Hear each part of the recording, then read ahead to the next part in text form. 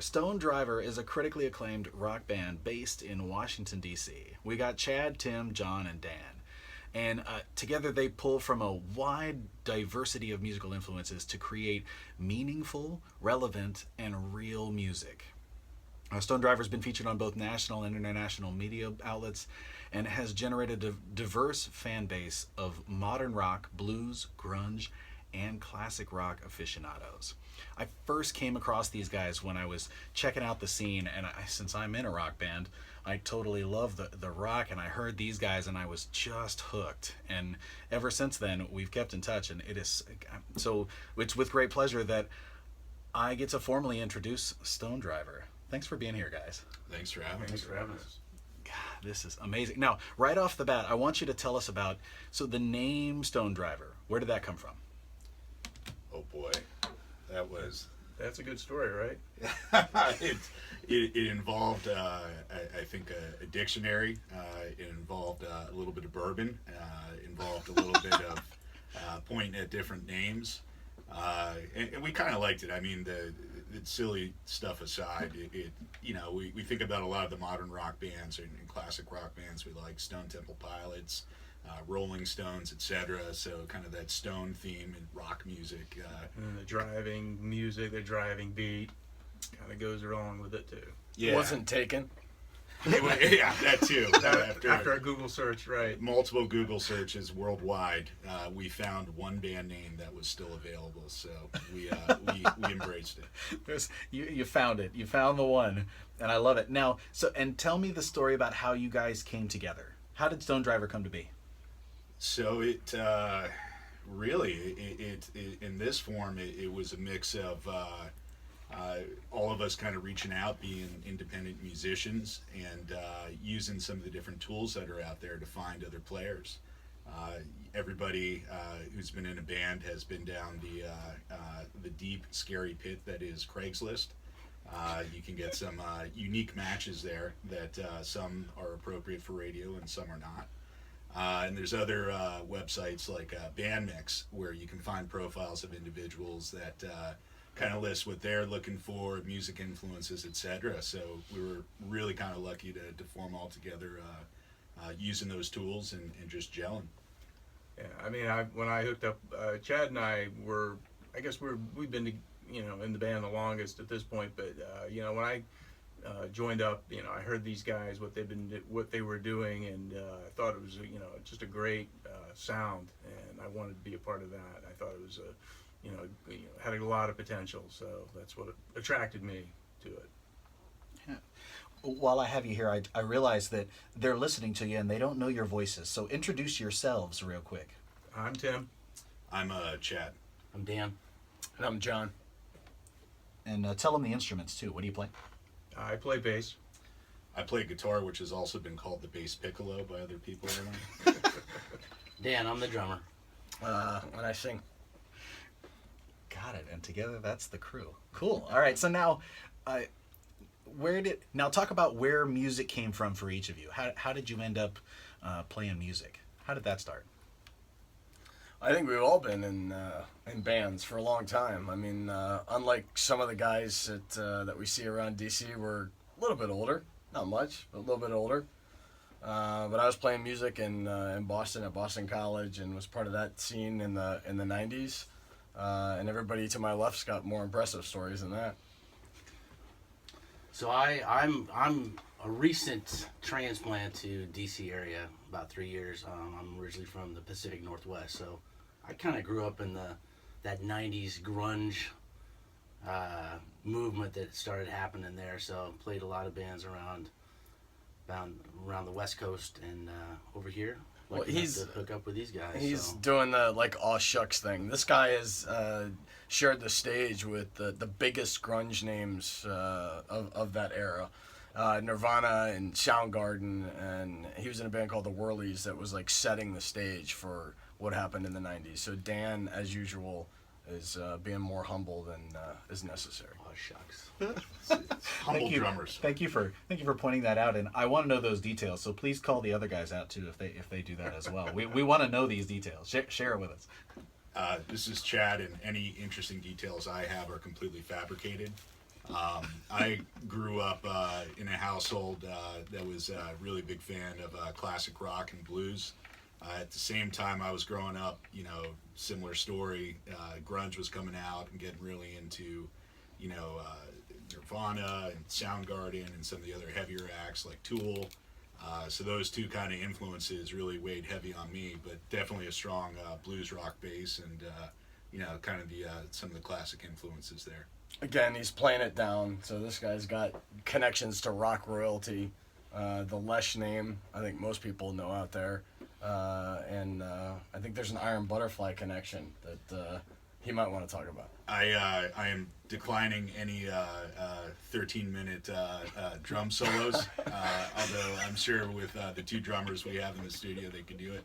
We need that. No, my uncle got offered the job to play bass for Iron Butterfly back in the day, and respectfully declined to be a teacher. So he figured those long bass solos that was just too much, man. Let's deal with some kindergartners. But also a really big influence on me musically and wanting to play music. Cool. Well, as a bass player, a lot of people will sympathize with my origins. And my brother was in a band. He was a guitarist, and there was an upcoming Battle of the Bands, and the bass player in the band left. So I got drafted to be the bass player, and this is quite a long time ago. And we won the Battle of the Bands, so I stuck with it, and I moved out to Colorado. I played in Boulder for several years out there with several bands, and then it wasn't about 15-20 years ago I moved back east, and I've been playing with a variety of different bands here in the DC area. But